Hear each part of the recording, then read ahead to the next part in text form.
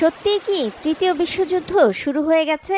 রাশিয়ার বিরুদ্ধে যুদ্ধে ব্রিটেনের যোগ দেওয়ার ঘোষণা, রাশিয়ার হয়ে সরাসরি যুদ্ধের ময়দানে ইরান ও চীনের অস্ত্র নিয়ে উত্তর কোরিয়ার যোগ দেয়া, সবকিছুই তৃতীয় বিশ্বযুদ্ধ শুরুর ইঙ্গিত বলে মনে করছেন বিশ্লেষকরা। তৃতীয় বিশ্বযুদ্ধ শুরুর শঙ্কাকে আরও এক ধাপ উস্কে দিয়েছে শনিবার রুশ প্রেসিডেন্ট ভ্লাদিমির পুতিনের পশ্চিমাদের বিরুদ্ধে নয়া হুঁশিয়ারির পর। পুতিন জানান, বিশ্বের কোনো দেশই আটকাতে পারবে না, চোখের পলকে শত্রু দেশে আঘাত হানতে পারবে এমন ভয়ঙ্কর ও শক্তিশালী হাইপারসনিক মিসাইল প্রস্তুত রেখেছে রাশিয়া।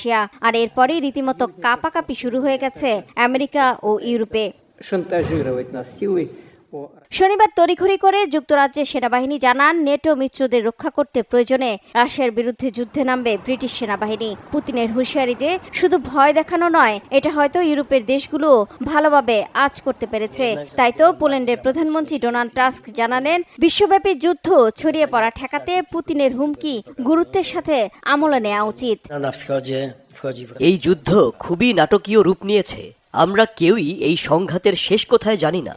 আর গেল কয়েকদিনের নানা ঘটনা বলে দিচ্ছে, রুশ প্রেসিডেন্ট ভ্লাদিমির পুতিনের মিসাইল হামলার হুমকি খাটো করে দেখার উপায় নেই, কারণ এটি বাস্তবে ঘটতে পারে।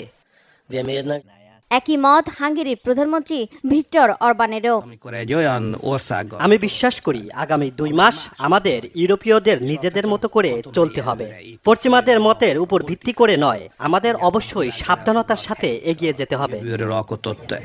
এরই মধ্যে যুদ্ধের ময়দানে রাশিয়ার হয়ে ইউক্রেনের বিরুদ্ধে সরাসরি লড়াই করে যাচ্ছে উত্তর কোরিয়ার সেনারা। এমনকি ইরানের ড্রোন আর চীনের অস্ত্র ব্যবহার করছে রুশ সেনারা। বিশ্লেষকরা বলছেন, ইউক্রেন রাশিয়া এই দুই দেশের যুদ্ধে অন্য দেশগুলোর এমন জড়িয়ে পড়াই বলে দিচ্ছে শুরু হয়ে গেছে তৃতীয় বিশ্বযুদ্ধ।